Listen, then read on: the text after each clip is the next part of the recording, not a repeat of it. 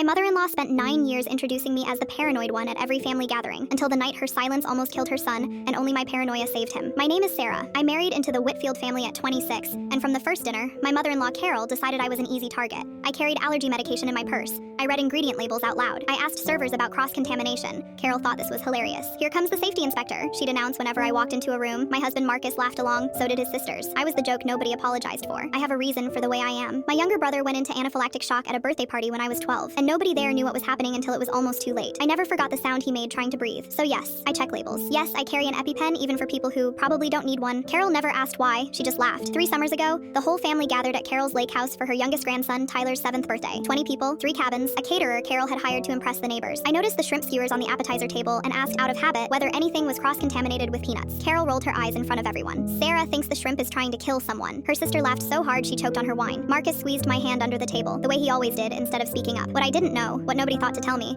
was that Tyler had developed a peanut allergy that spring. Carol knew. His pediatrician had flagged it weeks earlier, but Carol didn't like changing her caterer's menu, and she didn't like admitting her golden grandson had a flaw. So she said nothing. Not to the caterer, not to me, not even to Marcus. 40 minutes into the party, Tyler grabbed a handful of trail mix from a bowl I hadn't even noticed. One Carol had set out herself, mixed with peanuts from her own pantry. Within minutes, his lips were swelling. He started scratching his neck, then his chest. Then he couldn't get words out at all. His mother screamed. People froze. Someone said, "Call 911," but the nearest hospital was 35 minutes away on mountain roads, and Tyler's throat was already closing. I didn't freeze. I ran to my purse, pulled out the EpiPen everyone had mocked for years, and knelt beside a 7-year-old boy who was turning a color no child should turn. I pressed it into his thigh, counted the seconds the way I'd been trained, and told his mother the exact words to say to the 911 disputator: "Anaphylaxis, epinephrine given, time noted, address confirmed." His breathing eased. Then, on the drive down the mountain, it started tightening again, and I gave him my second injector in the backseat of a moving car. The ER doctor told the family afterward that another 10 minutes without epinephrine could have meant permanent brain damage, or worse, not helped. The difference between a boy going home and a boy not going home. Here is the part that still keeps me up at night. Carol knew about the allergy. She had known for weeks. When I asked her quietly in the hospital hallway why she never told me, why she let her own grandson eat off a table she'd stocked with peanuts, she looked at the floor and said she didn't think it was that serious. I wanted to scream. I wanted to tell the whole family what she'd hidden. Marcus begged me not to, said it would destroy his mother, that she'd suffer enough just knowing what she almost caused. So I stayed quiet. I let Carol keep her secret from the sisters, the cousins, the neighbors who still think it was just bad luck that Tyler got into some mystery snack. I watch her hug her grandson at every birthday since, watch her praise me now instead of mock me, and I still don't know if silence was mercy or another kind of lie. Marcus says I did the right thing protecting his mother. I'm not sure protecting her was ever mine to do.